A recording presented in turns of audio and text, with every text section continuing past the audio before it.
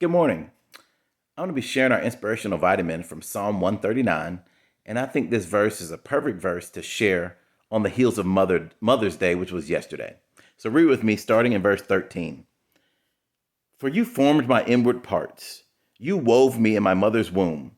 I will give thanks to you, for I am fearfully and wonderfully made. Wonderful are your works, and my soul knows it very well. My frame was not hidden from you when I was made in secret and skillfully wrought in the depths of the earth. Your eyes have seen my unformed substance, and in your book were all written the days that were ordained for me, when as yet there was not one of them. How precious also are your thoughts to me, O God! How vast is the sum of them! And I wanted to share this psalm because I think, in this time of social distancing and quarantine, a lot of us are in the house a little bit more. And I imagine if you're like me, you may be on social media and on the internet a little bit more than you normally would because you're not out and about as much. And so I think there's a great temptation as we can look at Instagram or Facebook or Twitter, and there's a temptation to compare ourselves to others.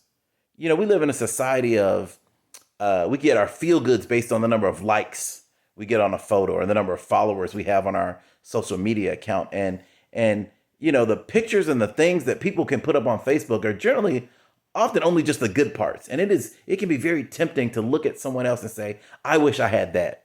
Or why isn't my life like that? Even as an evangelist, I'm not immune to this.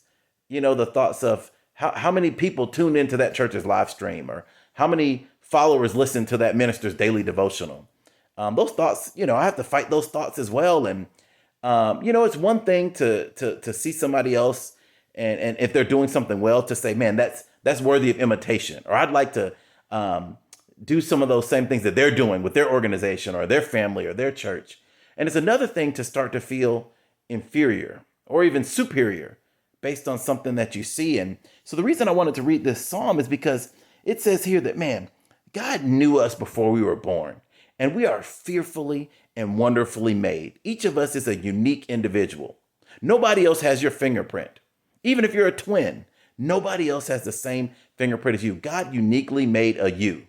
God uniquely made a me. God decided this earth needed a Fenton Gardner. This earth needed a you fill in your own name.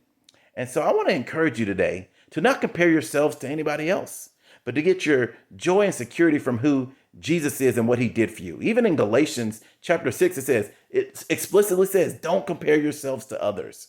And so that's my encouragement today. Remember that you are fearfully and wonderfully made, and that God has a specific plan for you and your life. And he decided that you needed to be in the house you're in. You needed to be born to the family you were born to. You needed to be at the school that you're at, or at the job that you're at, because he wants to impact and influence the world through you. That's our inspirational vitamin for the day. I hope that's an encouragement to you. We love you, and Jesus loves you. Have a happy Monday.